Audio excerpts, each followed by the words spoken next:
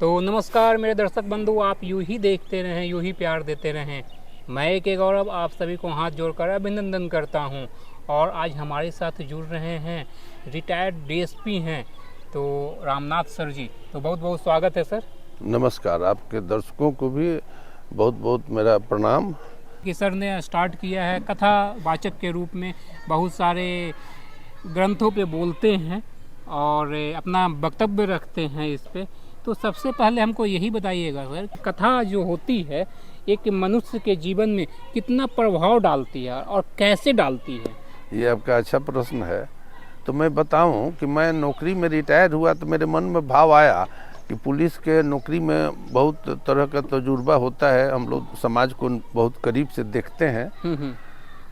तो मेरा जो अनुभव है, जो मैं अभी शास्त्रों का अध्ययन कर रहा हूँ, तो उसके आधार पर समाज में अपनी बात रखनी चाहिए। क्योंकि समाज को हम लोग बड़े करीब से देखते हैं, छोटी छोटी बातों पर तकरार हो रही है। किसी गांव में, इवन परिवार में भी जो स्नेह की अपेक्षा की जाती है, जो शास्त्रों में वर्णन है कि कैसे परिवार में स्नेह रहना चाहिए, वो है नहीं। और आप महसूस कीजिएगा, लोग कहें या न कहें, लेकिन ज़्यादातर घरों में प्रेम से खाना भी नहीं बन रहा है। बन भी रहा है तो प्रेम से कोई खिला भी नहीं रहा है। जो भाव होना चाहिए, भक्ति का भाव, समर्पण का भाव, वो नहीं। हम लोग जाते हैं मथुरा में, वृंदावन में या ऋषिकेश में या मायापुर में, तो वहाँ देखते हैं कि जो प्रसाद मिलता है, खिलाने वाला, बनाने वाला, उसमें अलग भाव है। तो ये परिवार में भी हो, परिवार में आपसी कलह नहीं हो, गांव समाज में एकता बनी रहे, देश समाज में भी एकता में। तो शास्त्रों का यही निचोड़ है कि मानवता सुखी हो, मानवता सुखी हो। और जब तक व्यक्ति सुखी नहीं होगा तो मानवता सुखी नहीं होगी। क्योंकि व्यक्ति का ही प्रभाव, सबसे छोटी इकाई व्यक्ति है, एक परिवार है। तो परिवार को सुखी बनाने के लिए शास्त्रों का अध्ययन बहुत ज़रूरी है। और चूँकि सारे लोग कर नहीं सकते हैं अध्ययन, सबकी परिस्थितियाँ अलग अलग है, तो जो लोग अध्ययन किए हैं उनका भी दायित्व बनता है कि अपनी बात को समाज के सामने रखें। जो लोग नहीं पढ़ पाते हैं, जो बड़े बड़े सत्संगों में नहीं पहुंच पाते हैं, या उनको किताब खरीदने की क्षमता नहीं है, तो वैसे लोगों के बीच हम लोगों को जाकर बिना उनका कोई अपव्यय किए हुए, व्यय नहीं उनका हो, कोई खर्चा नहीं हो, हम लोग को चूँकि पेंशन भी मिलता है तो आर्थिक रूप से कोई परेशानी नहीं है, तो हम लोग गांव समाज के बीच जाना चाहिए और जो सही बात है लोगों के बीच रखना चाहिए कि आपको कैसा रहना चाहिए, कैसे नहीं रहना चाहिए, क्या बोलना चाहिए, क्या नहीं बोलना चाहिए, क्या खाना चाहिए, क्या नहीं खाना चाहिए। तो कैसे समाज में प्रेम होगा, भाई भाई में प्रेम होगा।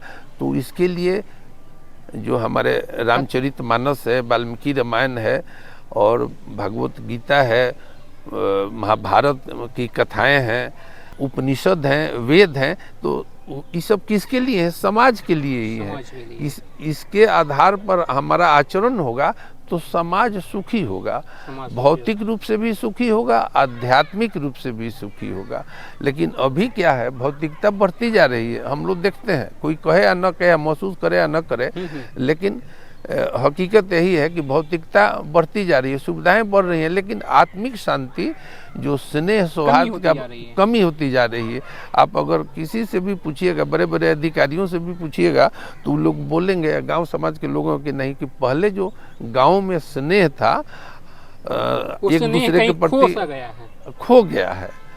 तो हम लोगों को जिस उम्र के पड़ाव पर है 70+ में, तो वही पेंशन का पैसा खा के आयु बढ़ाने से क्या लाभ है?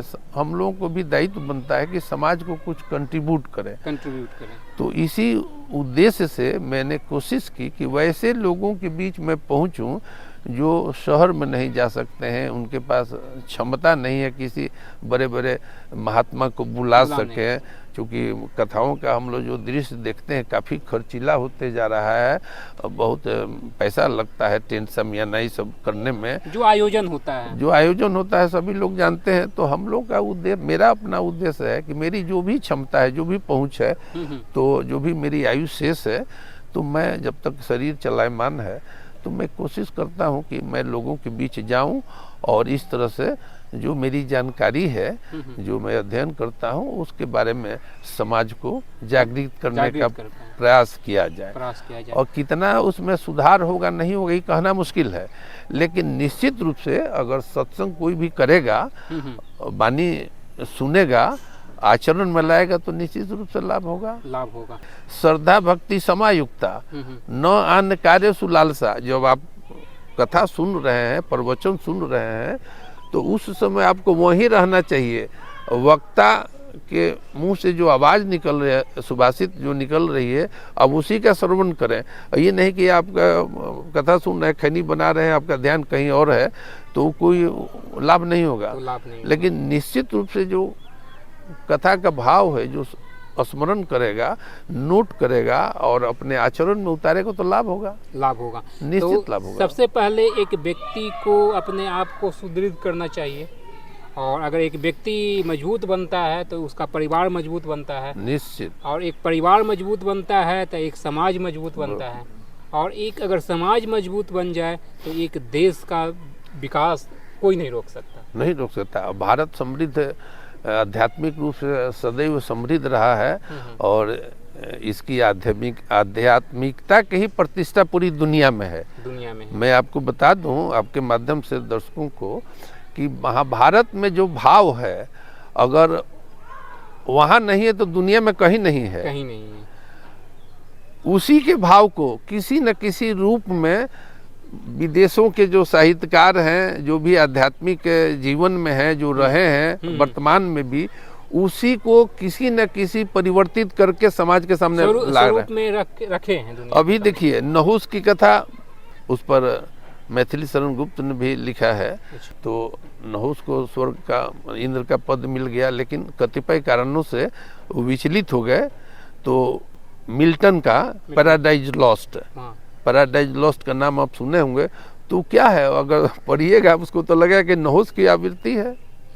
हाँ, तो बहुत सारे उसे उपमाएं मतलब कि वैसे उदाहरण मिल जाएंगे जो हमारे जो सनातन में लिखा गया है, वो साइंस में एज इट इज रखा जाता है। अपना तो काम है जलाते चलो चिराग, अपना तो काम है जलाते चलो चिराग, रास्ते में ख्वाब दोस्त या दुश्मन का घर मिले।